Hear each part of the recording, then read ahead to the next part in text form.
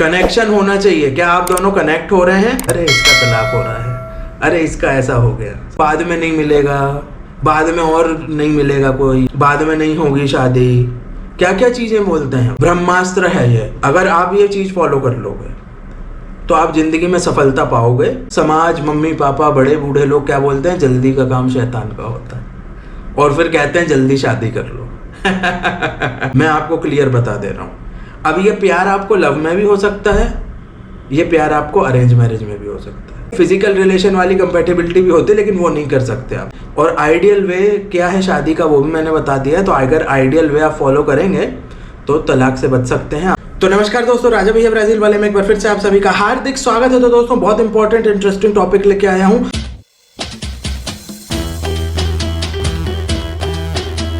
अभी 2 वीडियो बनाए थे कि लव मैरिज में क्यों तलाक होते हैं, अरेंज मैरिज में क्यों तलाक होते हैं। अब एक बहुत इंपॉर्टेंट मैं वीडियो लेके आया हूं, ब्रह्मास्त्र कि तलाक को कैसे रोकें, तलाक को अवॉइड कैसे करें, how to avoid divorce in marriages, शादियों में तलाक से कैसे बचें। बहुत ज़रूरी, सबसे ज़रूरी वीडियो है ये, आपको पूरा देखना पड़ेगा और इसको शेयर भी कीजिए ताकि सबको पता चले।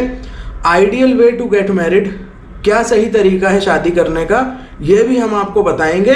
तो तलाक को कैसे अवॉइड करें, इस पे वीडियो लेके आए हैं। तो हम लोग शुरू करते हैं डायरेक्ट। कुछ चीज़ें आपको समझनी पड़ेंगी रिलेशनशिप में आने के पहले, शादी करने के पहले, है ना, डेटिंग करने के पहले, लव अफेयर के पहले कुछ चीज़ें आपको समझनी पड़ेंगी। शांति से बैठ के दिमाग लगाना पड़ेगा। तो ये चीज़ें मैं बता रहा हूँ, ये ध्यान से सुनिए आप। सबसे पहली चीज़, अपोजिट सेक्स से अट्रैक्शन होता है। समझ रहे हैं आप? जैसे हम मेल हैं तो फीमेल की तरफ अट्रैक्ट होते हैं, फीमेल्स हैं वो मेल की तरफ अट्रैक्ट होते हैं। तो अपोजिट सेक्स हैज़ अट्रैक्शन, बहुत नॉर्मल है, नेचुरल है, ह्यूमन नेचर है, हम अट्रैक्ट हो जाते हैं अपोजिट सेक्स की तरफ। ये सबसे पहले आपको चीज़ समझनी पड़ेगी। वही बात हुई थी ना कि टेम्परेरी अट्रैक्शन तो नहीं है, तो अट्रैक्शन किसी की भी तरफ हो सकता है, अपोजिट सेक्स की तरफ होता ही है 101%। दूसरी चीज़, मैरिज जो है वो सिर्फ फिजिकल रिलेशन, सेक्सुअल रिलेशन या बच्चों तक सीमित नहीं है। Marriage is not limited to sexual relation और चाइल्ड, ये 2 चीज़ों तक सीमित नहीं है। दुर्भाग्यवश भारत में इसी रीज़न की वजह से अरेंज मैरिजेस होती हैं, शादी करते हैं इसी रीज़न की वजह से कि हमें बच्चे करना है, मम्मी पापा को पोता चाहिए है ना। फिजिकल रिलेशन बनाना है। ये जो फिजिकल रिलेशन है ये वेस्टर्न कंट्रीज़ में कम उम्र में ही लोग एक्सपीरियंस कर लेते हैं, टीनेज में ही एक्सपीरियंस कर लेते हैं। भारत में भी सब करने लगे हैं, टीनेजर्स और कॉलेज वाले, लेकिन यहाँ छुपा के होता है। ये डिफरेंस है इंडिया में और वेस्टर्न कंट्रीज़ में। वहाँ सब लोग खुलेआम करते हैं, मतलब डेटिंग कर रहे हैं तो सबको पता है, फैमिली को पता है कि ये डेट कर रहे हैं। आज भाई लड़की है, उसका बॉयफ्रेंड साथ में सोने आएगा, है ना, लड़की की गर्लफ्रेंड आज हमारे यहाँ सोने आएगी, ठीक है। ये सब बहुत कॉमन है वहाँ। यहाँ पे सोसाइटी ओपन नहीं है इन सब चीज़ों के लिए, वेस्टर्न कल्चर है, वेस्टर्न कल्चर भारत में आ चुका है, लेकिन यहाँ सब कुछ छुपा के होता है। तो बहुत सारे लोग इसे एक्सपीरियंस करते हैं, लेकिन बहुत सारे लोग एक्सपीरियंस नहीं कर पाते हैं। तो उनके पास एक ही उपाय होता है, शादी कर लो भाई, अरेंज मैरिज कर लो। तो टेम्पटेशन की वजह से शादी हो जाती है कई बार कि फिजिकल रिलेशन बनाना है, बच्चा करना है, ये जो है इस वजह से शादियां हो जाती हैं। तो मैरिज सिर्फ इस तक सीमित नहीं है, मैं आपको ये क्लियर बता रहा हूँ, क्योंकि आप जिससे शादी करोगे, जिस व्यक्ति से या जिस महिला से शादी करोगे, उसके साथ आपको रहना है, उसके साथ आपको खाना है, उसके साथ आपको उठना है, उसके साथ आपको बैठना है। तबीयत खराब में भी दोनों साथ में ही हो, है ना, अच्छे बुरे में भी साथ में हो। उनकी तबीयत खराब होगी, आप साथ हो, हमारी तबीयत खराब होगी, वो हमारे साथ हैं। ये चीज़ आपको ध्यान रखनी पड़ेगी। हर समय आपको साथ रहना है, हर परिस्थिति में साथ रहना है। और ये जो हर परिस्थिति है ना, उठना है, बैठना है, खाना है, पीना है, सोना है, तबीयत खराब है ना, घूमने जाना है, कोई ट्रेजेडी हो गई, डेथ हो गई, कुछ भी हो गया, हर परिस्थिति में साथ रहना है। ये परिस्थिति 1-2 साल की नहीं है, ये परिस्थिति जिंदगी भर की है। ये परिस्थिति अगले 30 साल के लिए है, 40 साल के लिए है, 50 साल के लिए है। समझ गए आप? 50 ईयर्स तक ये परिस्थिति रहेंगी, पॉजिटिव नेगेटिव, हर तरह के इमोशंस, हर तरह की सिचुएशंस। तो आपको ये चीज़ समझना है कि शादी सिर्फ वो 2 चीज़ जिनके लिए होती है ना, वो नहीं है, वो तो ऊपर ऊपर से आपको दिख रहा है कि बच्चा हो जाएगा तो सब ठीक हो जाएगा, ऐसा वैसा। ठीक है मेरे प्यारे भाई और बहनों, तो लॉन्ग टर्म के लिए वो व्यक्ति के साथ रहना है, वो महिला के साथ रहना है, ये चीज आप दिमाग में डाल लीजिए। उसके बेसिस पे आपको जो है डिसीजन लेना है। अब वो लव मैरिज हो, अरेंज मैरिज हो, हम उसमें नहीं जा रहे, जो भी मैरिज करोगे, ठीक है। तो ऐसे बहुत सारे केस हैं कि 50s में तलाक के केस चल रहे हैं, है ना, 10 साल 20 साल के बाद सेपरेट हो गए हैं, बहुत सारे केस हैं, और दोनों में अरेंज में भी हैं, लव में भी हैं, समझ रहे हैं आप। तो ये चीज़ आपको ध्यान रखनी है कि जो मैरिज है ना, वो लॉन्ग टर्म के लिए आपको दिमाग में रखनी है। शॉर्ट टर्म वाली टेम्पटेशंस है ना, कि बच्चा चाहिए, फिजिकल रिलेशन चाहिए, शॉर्ट टर्म वाली टेम्पटेशंस को भूल जाओ, उसको साइड में रख दो, लॉन्ग टर्म पे फोकस करो। तो ये मैरिज जो है वो उतनी सब 2 चीज़ों पे लिमिटेड नहीं है। तीसरी चीज़, फिजिकल रिलेशन आप किसी के भी साथ बना सकते हो बहुत इंपॉर्टेंट चीज़। आप रेड लाइट एरिया में जाओगे, वहाँ की तो लड़की से प्यार नहीं है ना आपको, ऐसा तो नहीं है कि हमें बहुत प्यार करते हैं इसीलिए हम उस लड़की से मिलने जा रहे हैं, रेड लाइट नहीं है। आप रेड लाइट एरिया जाओगे, वहाँ लड़की मिलेगी, पैसे देंगे, आप अपना काम करेंगे, ठीक है, ये चीज़ होती है। तो आप फिजिकल रिलेशन किसी के भी साथ बना सकते हो, ये चीज़ भी आपको ध्यान रखनी है। इसका ये मतलब नहीं है कि आप उनसे प्यार करते हो। प्यार में और फिजिकल रिलेशन में, अट्रैक्शन में बहुत फ़र्क है। अट्रैक्शन किसी भी चीज़ की वजह से हो सकता है, फिजिकल रिलेशन किसी के भी साथ बनाया जा सकता है, लेकिन जो सच्चा प्यार है वो रेयर है, ये चीज़ ध्यान में रखना। सच्चा प्यार जो है वो रेयर है। ये जो चीज़ें हैं ये बहुत कॉमन है, किसी के भी साथ फिजिकल बना लो, है ना, किसी को भी डेट कर लो, ये चीज़ें आपको थोड़ा दिमाग लगानी पड़ेगी, किसी की भी तरफ अट्रैक्ट हो गए आप। तो ये सब चीज़ें पहले आप समझने की कोशिश कीजिए, समझ रहे हैं। मतलब तुम्हें IAS ऑफिसर बनना है तो पहले सिलेबस समझ के ले लो करेक्ट, कितने सब्जेक्ट्स हैं, उसमें क्या क्या आता है, वो कितने डीप है, समझ रहे हैं सर, तब IAS ऑफिसर। अब तुम प्रॉब्लम क्या है, तुम सीधे कुर्सी पे बैठना चाहते हो, शादी करना चाहते हो शादी कर लेते सीधे कुर्सी पे बैठ जाते हो, ऐसा नहीं होता ना सर। तो IAS ऑफिसर बनना है, पहले सिलेबस पूरा देख लो क्या है, उस हिसाब से फिर प्रिपेयर करो, तो बन जाओगे और सक्सेसफुल भी रहोगे।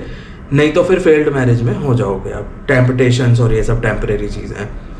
तो ये जो मैंने चीज़ें बताई ना, फिजिकल रिलेशन, अट्रैक्शन, है ना, ये जो चीज़ें हैं ये सब बाहर की बातें हैं जो आपको ऊपर ऊपर से दिखती हैं, समझ रहे हैं आप। ये बाहर की चीज़ें हैं, हमें अंदर की बातों पे भी फोकस करना है। सबसे इम्पोर्टेंट चीज़ अंदर की बातें, इमोशंस, आपका कैसा नेचर है, हमारा कैसा नेचर है, समझ रहे हैं। ये बहुत सारी डिटेल है चीज़ें, जो अंदर की चीज़ें हैं ना, वो सब चीज़ें आपको ध्यान में रखनी पड़ेंगी। तो ये कुछ चीज़ें आपको पहले समझना है। उसके बाद आपको क्या देखना है, अगर आप लव रिलेशनशिप में आते हैं, आप शादी करते हैं, अरेंज हो लव हो कोई भी हो, तो आपको क्या देखना है, व्हाट टू लुक। सबसे पहली चीज़, क्या आप कनेक्ट हो रहे हैं उससे, कनेक्शन होना चाहिए। क्या आप दोनों कनेक्ट हो रहे हैं। कनेक्ट होने का क्या मतलब है सर, मतलब आप दोनों बैठ के बात कर रहे हैं, फ़ोन पे बात कर रहे हैं, तो वो बात आगे बढ़ रही है क्या, आप दोनों को मज़ा आ रहा है या मन कर रहा है फ़ोन ही काट दें हम। कनेक्ट कर पा रहे हो। दोस्तियों में भी ये होता है, कई लोगों से आपकी दोस्ती हुई होगी, उनसे आप बहुत लंबे समय तक, अरे घंटों निकल गए बात ही बात कर रहे हो। कई लोगों से ऐसे ही थोड़ी बहुत बात होती है, हाय हेलो और बंद हो गई।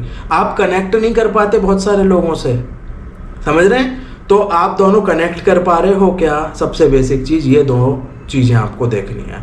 आप दोनों कनेक्ट कर पा रहे हो।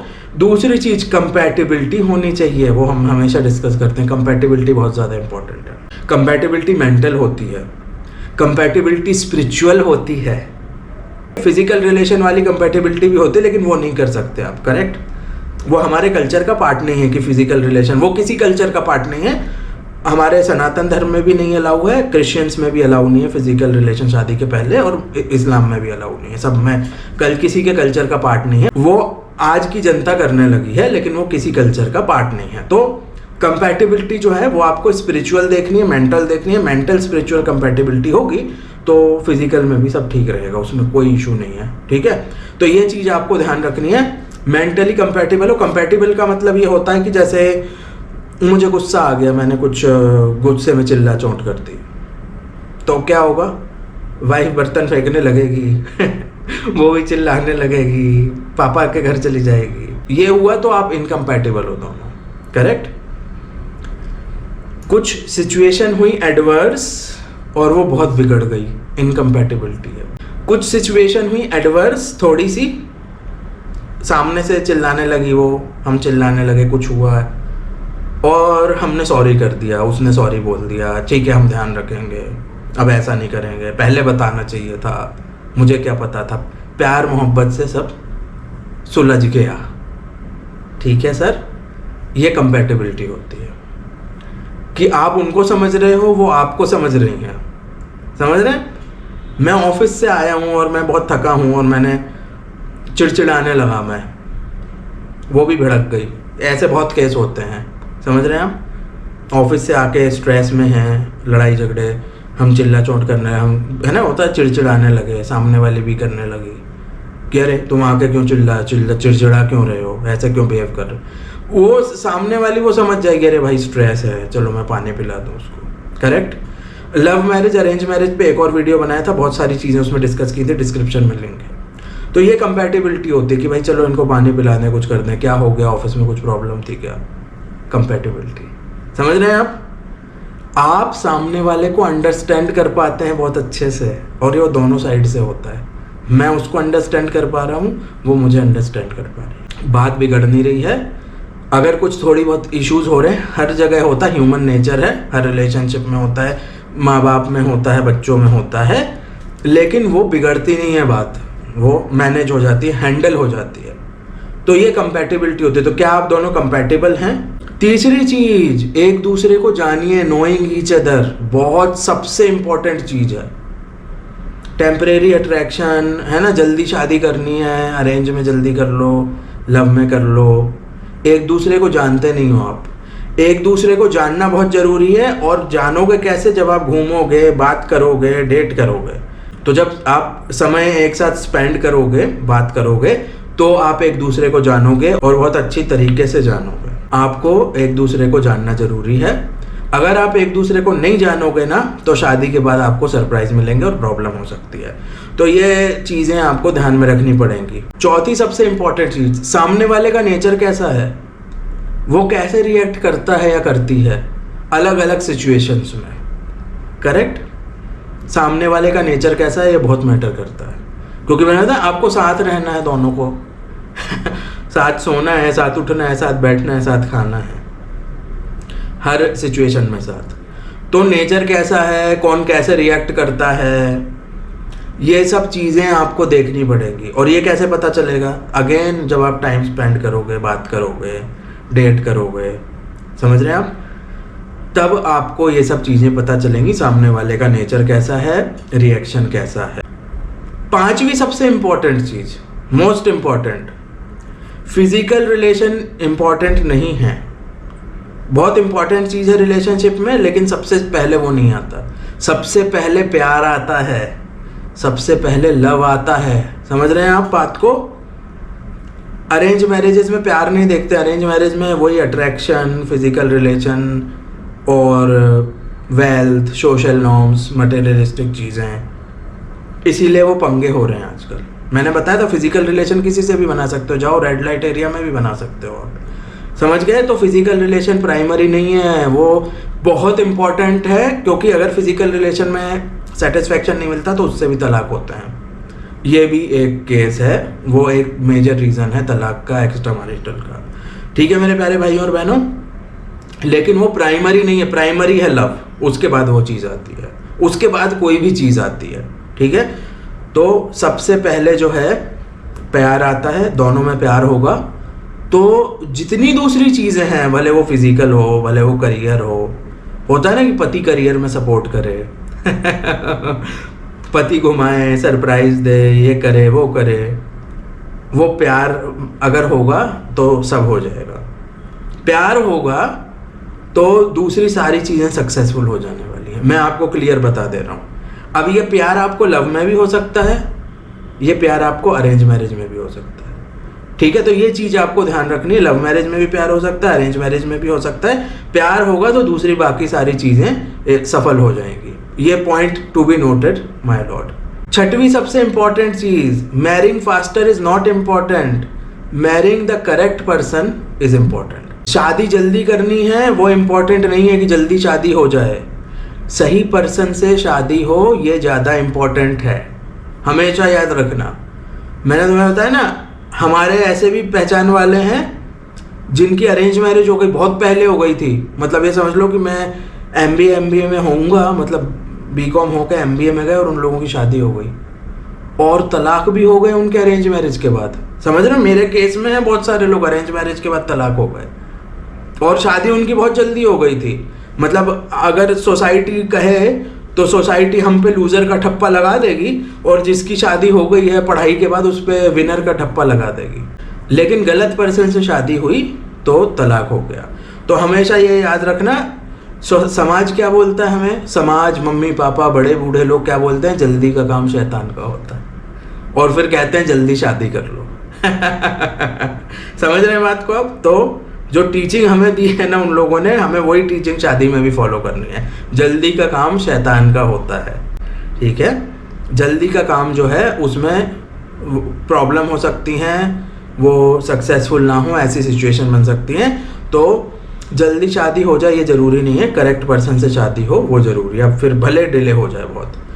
सातवीं सबसे important cheese, don't get influence by others, follow your intuition. बहुत ब्रह्मास्त्र है ये। अगर आप ये चीज़ फॉलो कर लोगे तो आप ज़िंदगी में सफलता पाओगे, फिर वो शादी हो, करियर हो या कोई भी लाइफ का डिसीजन हो। ये ब्रह्मास्त्र फॉलो कर लेना मेरे प्यारे भाइयों और बहनों, सब चीज़ों पे लागू है। किसी से इन्फ्लुएंस मत होना जब शादी की बात आती है, तो आप अपने इंट्यूशन को फॉलो करना। समझ रहे हैं आप? दूसरों से अगर आप इन्फ्लुएंस हो गए ना, वो तो सोसाइटी वाले बोल दें जल्दी करो, मम्मी पापा कहेंगे जल्दी करो, एज हो गई, ये हो गया, क्या क्या रीजंस बताते हैं, बाद में नहीं मिलेगा, बाद में और नहीं मिलेगा कोई, बाद में नहीं होगी शादी, क्या क्या चीजें बोलते हैं। आपको डरा के कन्विंस कर रहे हैं कि तुम जल्दी कर लो, और भले गलत आदमी से कर लो, गलत औरत से कर लो, वो डरा के करवा रहे हैं। जैसे इंश्योरेंस कंपनी वाले होते हैं ना कि लाइफ इंश्योरेंस लेना जरूरी है ना, कल को आपको कुछ हो गया तो आपके बच्चों का क्या होगा। करेक्ट, कुछ भी हो सकता है, एक्सीडेंट हो सकता है, करेक्ट, कुछ भी हो सकता है, आपको हेल्थ इशू हो गया है ना। फिर वो कहानियाँ बताते हैं दूसरों की कि ये मैडम को हमने बेचा था, उनकी डेथ हो गई, तो अब उनके बच्चों के पास करोड़ों रुपए हैं। समझ गए आप? तो मैं उनको क्रिटिसाइज नहीं कर रहा, मैं एग्जाम्पल दे रहा हूँ कि जैसे इंश्योरेंस कंपनियाँ इंश्योरेंस बेचती है ना, वैसे ही माँ बाप और समाज लड़का या लड़की बेचते हैं, तुम्हें जल्दी ठेपाना है जल्दी। दूसरों से इन्फ्लुएंस मत होना, डर दिखाएंगे, डर से हमें, डर के आगे जीत है, वो पता है आपको, पुराना जो डायलॉग था। तो आपको जल्दबाजी नहीं मचानी है, दूसरों से इन्फ्लुएंस नहीं होना है, क्योंकि मैंने बताया था जो पेरेंट्स का एक्सपीरियंस है वो आज के डेट में लागू नहीं है, उनका एक्सपीरियंस बहुत पुराना है। उनके एक्सपीरियंस जब उन्होंने लिया था तब गवर्नमेंट जॉब बिना एग्ज़ाम के लगती थी, और आज भी घर वाले बोलते हैं गवर्नमेंट जॉब कर लो। जो बहुत स्कॉलर लोग हैं उनके नहीं लगते गवर्नमेंट जॉब, तो एक जो एवरेज स्टूडेंट होगा उसका क्या लगेगा। करेक्ट, हो सकता है ऐसा। तो ये चीज़ें आपको ध्यान रखनी है कि किसी से इन्फ्लुएंस नहीं होना शादी में। कल को आपको अगर कोई इशू हुआ तो घर वाले भी नहीं आएंगे बचाने, समाज वाले भी नहीं बचाएंगे। अगर तलाक का केस बना, समाज वाले मजाक उड़ाएंगे, सीनियर सिटीजन है, लेडीज़ है, अरे इसका तलाक हो रहा है, अरे इसका ऐसा हो गया। उनको गॉसिप के लिए, गपशप के लिए टॉपिक चाहिए होता है, क्योंकि हमारे समाज में बहुत सारे फ्री लोग हैं जिनके पास कोई काम नहीं है, तो वो यही सब चर्चा कर करके अपना टाइम पास करते हैं। कोई प्रोडक्टिव चीज़ में नहीं लगाते कि हम कुछ सीखें, कोई किताब पढ़ें, कोई स्किल गेन करें, कोई नॉलेज गेन करें। अगर कोई सीनियर सिटीज़न है तो उसने मान लिया कि भाई मैं तो मरने ही वाला हूँ, तो मैं स्किल नॉलेज गेन करके क्या करूँगा।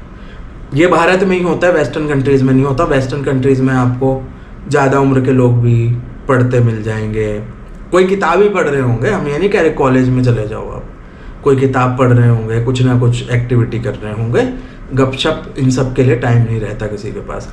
तो किसी से इन्फ्लुएंस मत होना। अगर तलाक का केस बनता है, कोई मेंटेनेंस नहीं देगा आपकी वाइफ को, कोई एलिमनी नहीं देगा, सब हाथ खड़े कर देंगे कि हम तो भले ही चाहते थे। ब्लेम गेम और ये सब चीज़ें होंगी। किसी से इन्फ्लुएंस नहीं होना। आपको क्या चाहिए है वो आपको पता है, वो ना आपके पेरेंट्स को पता है, ना सोसाइटी को पता है, ना भैया को पता है, ना दीदी को पता है, ना रिलेटिव्स को पता है। तो पेरेंट्स की एडवाइस आप ले सकते हो, सुन सकते हो क्या बोल रहे हैं, लेकिन उसको अप्लाई करने की कोई ज़रूरत नहीं है, क्योंकि आपकी जो शादी का जो डिसीज़न है वो आपका पर्सनल होना चाहिए। भारत में जो पेरेंट्स हैं वो एडल्ट्स को भी बच्चों की तरह ट्रीट करते हैं कि हमारे बच्चे हैं, उन्हें कुछ नहीं पता। सबसे बड़ी मिस्टेक। 18 साल के होने के बाद खुली छूट देनी चाहिए आपको। पर्सनालिटी डेवलपमेंट नहीं होने देते, उनकी ग्रूमिंग नहीं होने देते, अपने कंट्रोल में रखते हो, और बाद में फिर ज़बरदस्ती शादी होती है और बाद में फिर उनको प्रॉब्लम हो जाती है। तो आपको पूरी खुली छूट देनी चाहिए कि भाई तुम खुद अपनी डिसीजन मेकिंग जो है वो स्किल्स डेवलप करो, खुद अपना जजमेंट डेवलप करो, तो उससे तुम्हें फ़ायदा होगा बाद में। तो ये सब चीज़ें आपको ध्यान रखनी पड़ेंगी मेरे प्यारे भाई और बहनों। मैंने कुछ चीज़ें बताई थी कि अगर आपको शादी करनी है तो क्या चीज़ें आपको ध्यान रखनी है। पहले कुछ चीज़ें आपको समझनी है, उसके बाद डिसीज़न लेने के पहले क्या चीज़ें आपको ध्यान रखनी है। ये सब चीज़ें आप ध्यान रखेंगे तो आपका भला हो जाएगा और तलाक से बच सकते हैं।